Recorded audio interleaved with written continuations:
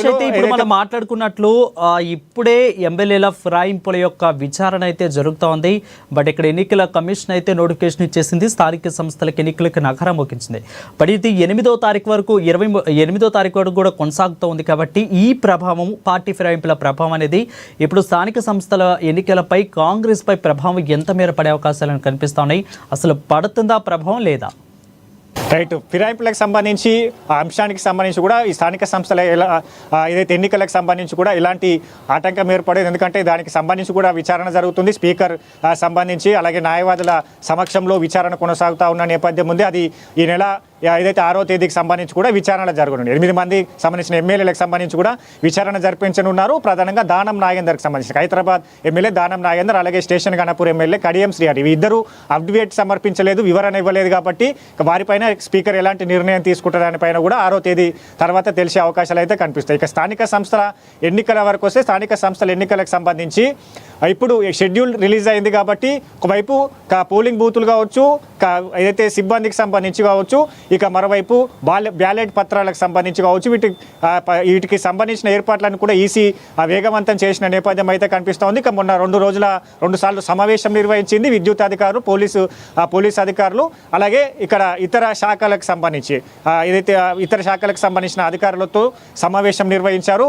ఎన్నికలకు సంబంధించి కూడా ఈసీ సిద్ధమైంది. అన్ని ఏర్పాట్లకు సంబంధించి కూడా ఎన్నికలకు సిద్ధం కావాలని కూడా అధికారులకు ఆదేశించిన నేపథ్యం అయితే కనిపిస్తూ ఉన్నది. కాబట్టి ఇక ఎన్నికల షెడ్యూల్ వచ్చింది. హైకోర్టుకు సంబంధించి కూడా ఈ షెడ్యూల్ను ఏదైతే కంటిన్యూ చేస్తే మాత్రం ఖచ్చితంగా ఎన్నికలకు ఏదైతే షెడ్యూల్ పరంగా జరిగే అవకాశాలు అయితే కనిపిస్తూ ఉన్నాయి. ఒకవైపు వాదనలు విన్న తర్వాత ఏదైతే గతంలో తమిళనాడుకు సంబంధించి కూడా ఈ 50% రిజర్వేషన్ క్యాప్ను ఎత్తేయడం జరిగింది. బీసీలకు సంబంధించి కూడా అక్కడ ఏదైతే 44% రిజర్వేషన్ అమలవుతున్న నేపథ్యం ఉన్నది. కాబట్టి అక్కడ సంబంధించిన ఆ కోర్టు ఇచ్చిన తీర్పును ఇక్కడ ఏదైతే అడ్వకేట్ జనరల్, ప్రభుత్వ అడ్వకేట్ ఏజే ఇక్కడ వినిపించనున్న నేపథ్యం అయితే కనిపిస్తుంది. కాబట్టి ఖచ్చితంగా కాంగ్రెస్ పార్టీ నేతలకు పాజిటివిటీగా ఉన్నారు. హైకోర్టుకు సంబంధించి కూడా దీన్ని మద్దతు తెలుపుతుంది. బీసీలకు సంబంధించి కూడా రిజర్వేషన్లను ఇచ్చేందుకు తీసుకున్న నిర్ణయానికి సంబంధించి కూడా తమకు అనుకూలంగా తీర్పు వస్తుందని కూడా వాళ్ళు స్వాగతిస్తున్న నేపథ్యం అయితే కనిపిస్తూ ఉన్నది. కాబట్టి ఇక షెడ్యూల్ ప్రకారంగా ఎన్నికలు జరిగే అవకాశాలు అయితే కనిపిస్తూ ఉన్న నేపథ్యం ఉంది. ఎందుకంటే 8వ తేదీకి సంబంధించి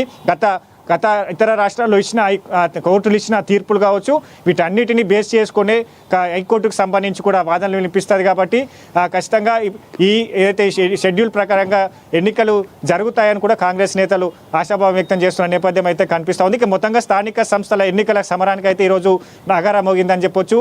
ఇక 3 విడతలుగా సంబంధించి కూడా గ్రామ పంచాయతీ ఎన్నికలు జరగబోతున్నాయి. 2 విడతలుగా జెడ్పీటీసీ, ఎంపీటీసీ ఎన్నికలు జరగబోతున్న నేపథ్యం అయితే కనిపిస్తుంది. Varun. Right. Thank you, Harish, for the care of